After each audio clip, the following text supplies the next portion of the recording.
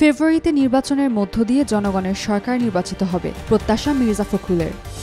সেনা সদর নির্বাচনী পর্ষদের উদ্বোধন করলেন প্রধান উপদেষ্টা। গোপালগঞ্জে গণগ্রেপ্তার নয়, প্রকৃত অপরাধীদের ধরা হচ্ছে, স্বরাষ্ট্র উপদেষ্টা। কুমিল্লা বোর্ডে স্থগিত এইচএসসি পরীক্ষার নতুন তারিখ ঘোষণা। চলতি মাসে জুলাইয়ের সনদ চূড়ান্ত করতে চায় commission, Ali Riaz.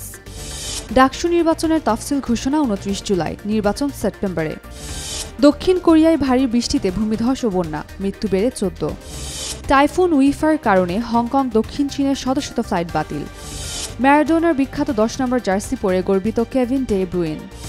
World Championship of লেজেন্ডসে ভারত পাকিস্তান ম্যাচ বাতিল। বিএনপি মহাসচিব মির্জা ফখরুল ইসলাম আলমগীর বলেছেন, অন্তর্বর্তী সরকার প্রতিশ্রুত হয়েছে ফেব্রুয়ারির মাঝামাঝি সময়ে নির্বাচন হবে। সেই নির্বাচনের মধ্য দিয়ে আমরা একটা জনগণের সরকার নির্বাচিত করতে পারব। রোববার সকালে রাজধানীর জিয়া উদ্যানে বৃক্ষরোপণ কর্মসূচিতে একথা বলেন তিনি। অন্তর্বর্তীকালীন সরকারের প্রধান উপদেষ্টা ড. মোহাম্মদ ইউনুস সেনা সদর নির্বাচনী পর্ষদ 2025-এর আনুষ্ঠানিক উদ্বোধন করেছেন। রোববার সেনা সদর দপ্তরে প্রধান অতিথি হিসেবে উপস্থিত থেকে আনুষ্ঠানিকভাবে এর উদ্বোধন করেন তিনি। গোপালগঞ্জে গণগ্রেপ্তার চলছে না, প্রকৃত অপরাধীদের গ্রেপ্তার করা হচ্ছে বলে জানিয়েছেন স্বরাষ্ট্র উপদেষ্টা অবসরপ্রাপ্ত লেফটেন্যান্ট জেনারেল মোহাম্মদ জাহাঙ্গীর আলম চৌধুরী। রোববার সচিবালয়ে আইনশৃঙ্খলা ও কোর কমিটির মিটিং শেষে সাংবাদিকদের কথা বলেন তিনি। প্রাকৃতিক দুর্যোগের কারণে কুমিল্লা শিক্ষা বোর্ডের অধীনে 10 জুলাইয়ের স্থগিত এইচএসসির পরীক্ষার নতুন তারিখ ঘোষণা করা হয়েছে। আগামী 12 আগস্ট সকাল 10টায় স্থগিত বিষয়গুলোর পরীক্ষা অনুষ্ঠিত হবে। রোববার দুপুরে কুমিল্লা শিক্ষা বোর্ডের চেয়ারম্যান প্রফেসর মোহাম্মদ শামসুল ইসলাম এ তথ্য নিশ্চিত করেছেন।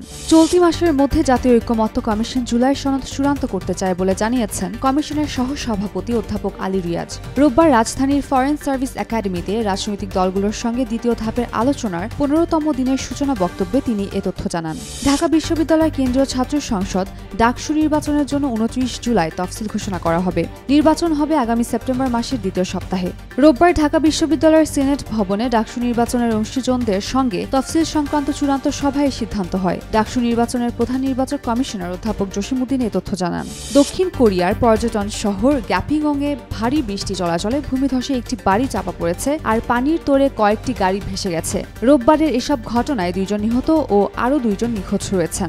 এতে দেশটিতে বৃষ্টি শুরু হওয়ার পর থেকে এ পর্যন্ত বিভিন্ন ঘটনায় মৃতের সংখ্যা বেড়ে 14 জনে আর নিখোঁজের সংখ্যা বেড়ে 12 জনে দাঁড়িয়েছে। প্রবল বেগে চীনের হংকংয়ে মাকাওয়ের দিকে এগিয়ে আসছে শক্তিশালী টাইফুন উইফা। এরই মধ্যে এই অঞ্চলে প্রচণ্ড ঝড় বৃষ্টি শুরু হয়েছে। এদিকে এর মোকাবেলায় হংকংয়ের সর্বোচ্চ সতর্কতা জারি করা হয়েছে। হংকংয়ে চীনে বাতিল করা হয়েছে শত শত ফ্লাইট, অন্যান্য পরিবহন সেবা বন্ধ করা হয়েছে। নাপোলির ইতিহাসে কিংবদন্তি দিয়েগো ম্যারাডোনার স্মরণে উঠিয়ে রাখা 10 নম্বর জার্সি পরে অনুশীলনের সুযোগ পেয়ে নিজেকে গর্বিত বলে মন্তব্য করেছেন Kevin De Bruyne.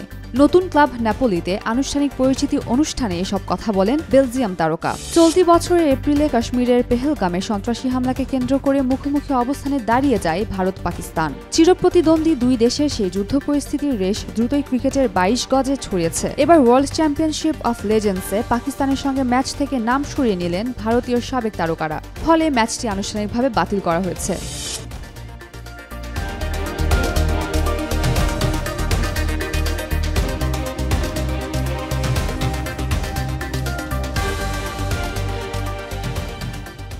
For more updates, follow us on Facebook, subscribe our YouTube channel, get the latest update on www.daily-sun.com.